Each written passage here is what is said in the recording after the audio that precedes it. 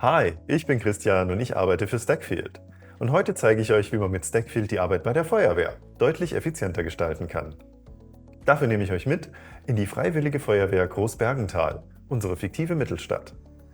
Hier steht eine Aufgabe an, die bei der Feuerwehr regelmäßig abgearbeitet werden muss: die Hydrantenkontrolle. Für diese Hydrantenkontrolle, in Großbergenthal findet diese jährlich statt, haben wir einen extra Raum angelegt, in dem wir dann darstellen können, welche Hydranten bereits kontrolliert wurden, welche es noch zu kontrollieren gilt und bei welchen weitere Arbeiten anstehen, beispielsweise Reparaturen. Hier befinden wir uns jetzt direkt im Aufgabenmodul, welches wir passenderweise in Kontrollliste umbenannt haben. Hier sind sämtliche Hydranten abgebildet, die es in Großbergenthal zu kontrollieren gilt. Dabei haben wir verschiedene Status festgelegt, beispielsweise zu prüfen, geprüft ohne Mängel, geprüft mit Mängeln und Mängel behoben sowie erledigt. Hier können jetzt jede einzelne Aufgabenkarte, die für einen Hydranten steht, nehmen und, wo auch immer wir wollen, hinplatzieren. Beispielsweise, wenn jetzt eben eine Prüfung erfolgt ist. Die Aufgabenkarten haben wir so formatiert, dass sämtliche Informationen direkt innerhalb einer Aufgabe hinterlegt werden können. Wir schauen uns das jetzt mal genauer an, indem wir jetzt diese Aufgabe hier öffnen. Hier geht es um einen Hydranten am Rathausplatz. Hier können wir dann direkt hinterlegen, wo genau dieser Hydrant zu finden ist, haben hier verschiedene Liefernummern, die Art und in welchem Netz es ist.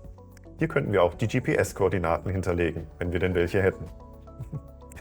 Darüber hinaus haben wir hier unten neben dem Datum, bis wann die Kontrolle fällig ist und wer diese Kontrolle durchzuführen hat, zahlreiche Informationen hinterlegt, die wir in der Aufgabe direkt vermerkt haben. Da können wir beispielsweise eintragen, wann das Prüfdatum war, also an welchem Tag die Kollegen vor Ort waren, um sich den Hydranten anzusehen. Zudem haben wir sämtliche Mängel, die bei einer solchen Kontrolle aufkommen können, hier hinterlegt, sodass man die einfach anklicken kann und danach nachvollziehbar ist, welche Probleme oder eben keine Probleme ein Hydrant hat. Hier können wir zum Beispiel angeben, wenn das Hydrantenschild fehlt oder wenn der Hydrant schwergängig ist. Da das natürlich relativ viel Aufwand wäre, das für vielleicht hunderte Hydranten in einer Stadt anzulegen, haben wir uns die Arbeit einfach gemacht, denn wir haben uns eine Vorlage angelegt. Diese Vorlage können wir hier drüben aufrufen über das blaue Plus. Mit Klick aus einer Vorlage sehen wir hier, wir haben das Kontrollblatt als Vorlage angelegt, können hier draufklicken, sämtliche Informationen eingeben und brauchen nicht jedes Mal eine neue Aufgabenkarte von vorne zu erstellen. Neben der Kontrolle an sich, also den Aufgaben, haben wir noch weitere Module in diesem Raum. In diesem Fall den offenen Chat, Diskussionen, Seiten, Dateien und den Kalender. Der offene Chat ist genau das. Hier können sich die Feuerwehrleute in diesem Fall austauschen, beispielsweise zu Themen wie ein Hydrant ist nicht erreichbar oder welches sind die nächsten Kontrollen, die anstehen. Hier können sowohl alle Teilnehmerinnen und Teilnehmer eines Raums angeschrieben werden oder einzelne Personen, wenn es jetzt um einen direkten Austausch geht. Wenn man einen solchen direkten Austausch in einer etwas gruppierteren Form haben möchte, dafür gibt es dann die Diskussionen. Hier kann man zu bestimmten Themen und mit bestimmten Personen einzelne Themenstränge eröffnen. Hier haben wir als Beispiel die Bauarbeiten im neuen Anger. Hier wird sich dann ausgetauscht, welche Bauarbeiten anstehen und welche Probleme bei der Kontrolle dadurch entstehen können. Eventuell muss der Termin verschoben werden oder es muss Zugang zu einer Baustelle angefordert werden. Die Kontrollliste kennen wir bereits. Wenn wir jetzt auf die Seiten blicken, Seiten fungieren im Prinzip wie eine Art Dokument innerhalb von Stackfield. Direkt hier können dann Informationen hinterlegt werden, die für alle Personen, die in diesem Raum agieren, relevant sein könnten. Wir haben jetzt hier beispielsweise eine Telefonliste angelegt mit sämtlichen Kontakten, die bei einer solchen Hydrantenkontrolle relevant sein könnten. Neben der Feuerwehr beispielsweise die Stadtwerke oder der Bauhof. So können die Kolleginnen und Kollegen direkt nachschauen, welche Telefonnummer sie denn jetzt gerade brauchen und die direkt raussuchen. Unter Dateien finden wir und derweil sämtliche Informationen, die für diesen Raum relevant sind, die beispielsweise einer Aufgabe angehangen wurden oder die in der Kommunikation ausgetauscht wurden oder die direkt unter dem Dateimodul hochgeladen wurden.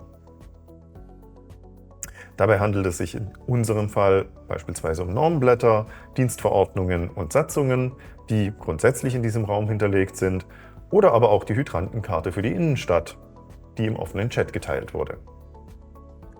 Letztlich finden wir den Kalender, unter welchem wir beispielsweise die Kontrolldaten eingeben können, also an welchem Tag welche Hydranten kontrolliert werden oder an welchem Tag welche Gruppe im Einsatz ist. Wir können hier jeden einzelnen Termin öffnen und hier überprüfen, von wann bis wann die Kontrolle stattfinden soll, und wir könnten hier auch zuordnen, welche Teilnehmerinnen und welche Teilnehmer an dieser Prüfung denn beteiligt sind. So.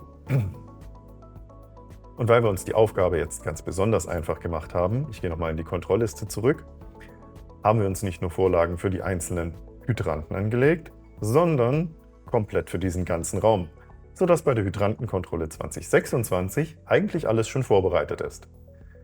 Dafür können wir unter Neu hinzufügen hier in der Seitenleiste einen neuen Raum anlegen und sagen, erstelle den bitte aus einer Vorlage.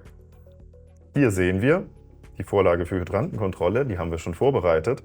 Wenn wir jetzt hier draufdrücken und einen entsprechenden Raum für 2026 anlegen, wir gehen einfach mal kurz durch, warten, bis der Raum erzeugt wurde